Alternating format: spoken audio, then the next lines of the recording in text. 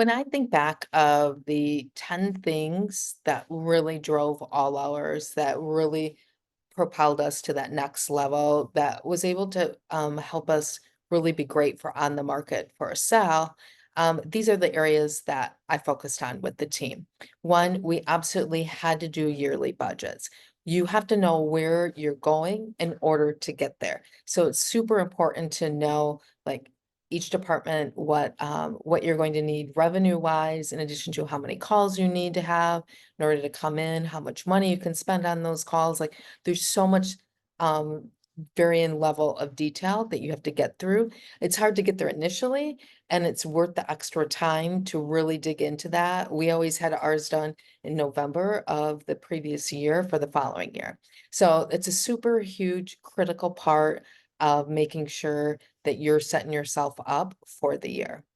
Second item, you then take that budget and you develop quarterly plans. So you have your overall number, and then you're dividing that out by quarter and dispersing that to your teams. Depending on how large your company is, you're basically saying, okay, manager, here's what you need to do by quarter to meet your overall number for the year. That manager can then take that and inform their team. So that allows everyone, no matter where you're at in the company, to know what their piece of the pie is and what they're responsible for. And it gives ownership to everyone as well. And it really helps everyone to get on the same team. So once you have those numbers, we used to put up thermometers throughout the office. And then for us, we were larger, but for every million, we were marking that on the thermometer. So you could use whatever unit that you want, but it helps people to know where you're at for their overall number. And for us, we had bonuses tied to that too, so they knew where that was. And so again, you have that yearly number, you're dividing it up by the quarter, and then you're keeping everyone abreast of that so they know exactly where they're at any particular time. And you're talking about it all the time too, to keep everyone excited and to help it. Like, if you need an extra push, that's super critical too. Saying, hey, we're behind projection. Any ideas? What else can we do to generate the revenue that we're needing? Third thing is we did quarterly reviews. So the managers knew what their numbers were quarterly, what they were supposed to be meeting. And then we would meet with them monthly as well as quarterly, saying, hey, here's where your numbers came in at, here's where you're sitting for the quarter.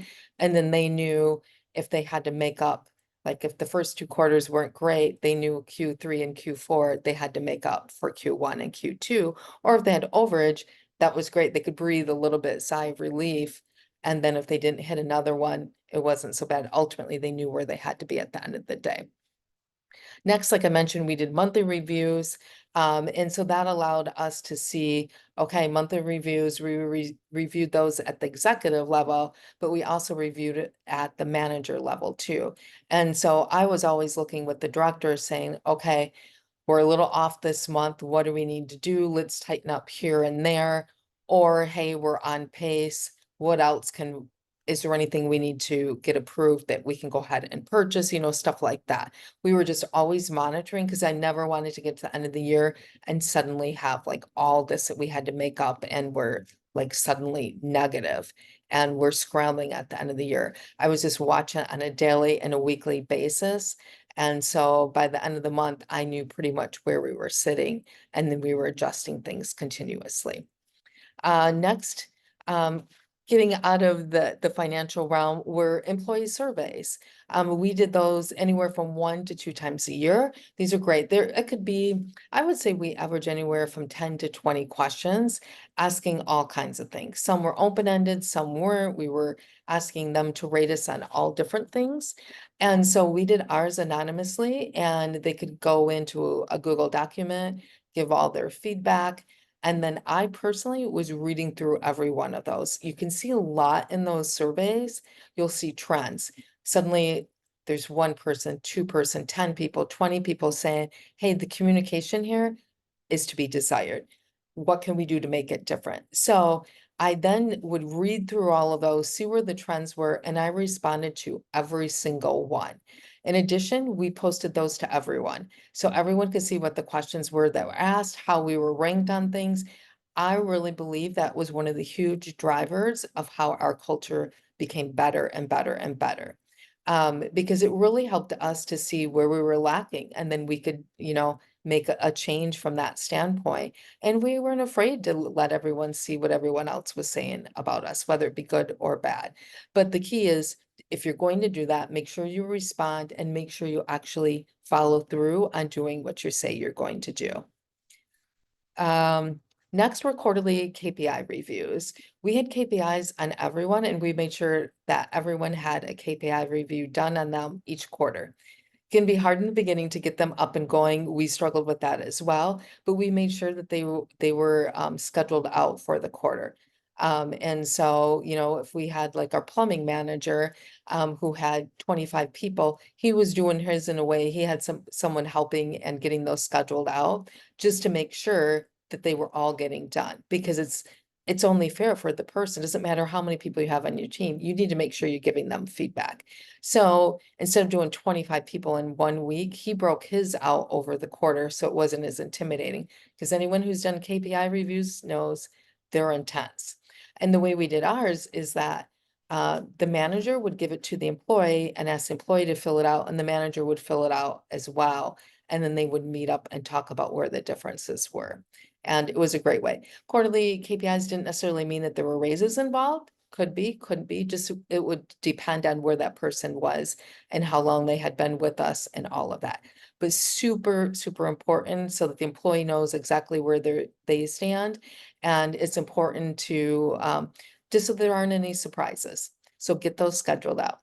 Next, we had a meeting cadence. I know in talking with our clients, a lot of you don't have like set meetings, but then we hear that employees are confused, communications rough.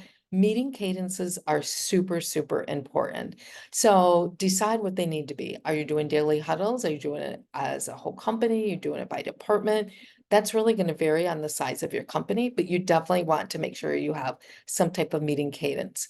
It varied. We had by each individual team. Again, we were larger, but so we would have plumbing that would be done. Sometimes we'd break them out, install versus service, all that. We kind of fluctuated back and forth depending on how things were going and what type of feedback we were hearing from everyone. That's super important to make sure you have those. Make sure you have whoever's leading it has an agenda. Do not waste people's time. In addition, we were doing some in the office. So we had our phone team that had daily huddles. Again, we were larger, so ours were broke up by inbound, outbound, and dispatch. But that doesn't mean that everyone has to do that. That means just make sure your phone team's meeting on a regular basis and getting the communication that they need. We also had managers meetings. We had an executive team meeting.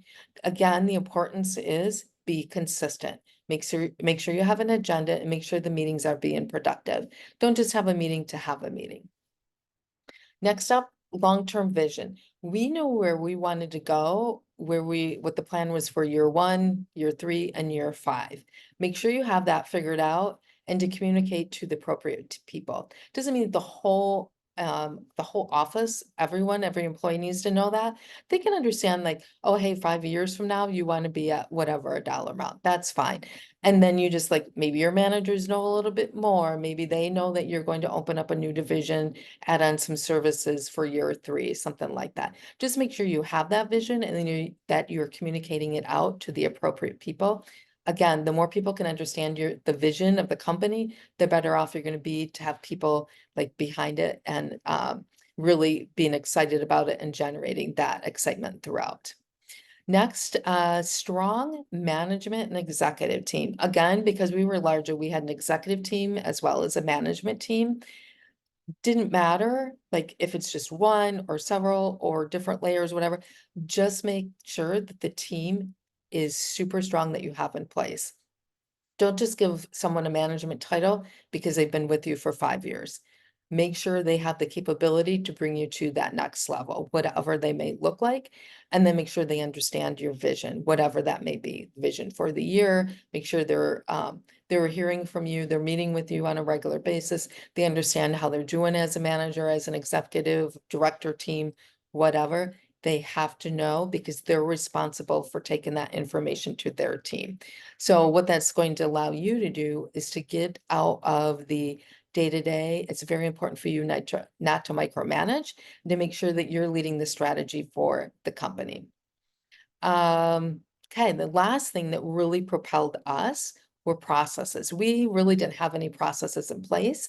And for us, we had to get those established, and it took us a while. And we still were far, when we sold, we were still very far from where we needed to be. But we just, like, you just have to start knocking them out. And nowadays you can use AI to get them, just to get them in place. And then you can continue to refine them. For us, we love to have a process by video, a process that's documented, typed, as well as by video. I'm sorry, video typed, and then a visual with that. It's a little bit hard to do all three, but we did our best for that. At the minimum, make sure you at least have everything like typed out. Because everyone learns different. That's why we were trying to do three different ways. And it just allowed that. And then you go through and refine them. So what I did is I gave the managers a target. So I would like 5 from you each week for the next quarter, something like that, just to make it achievable and to make sure that they had a plan in place. So those are the top 10 things that we did that really drove the company to that next level and really bring in processes and cadence and everything to us that really helped us overall.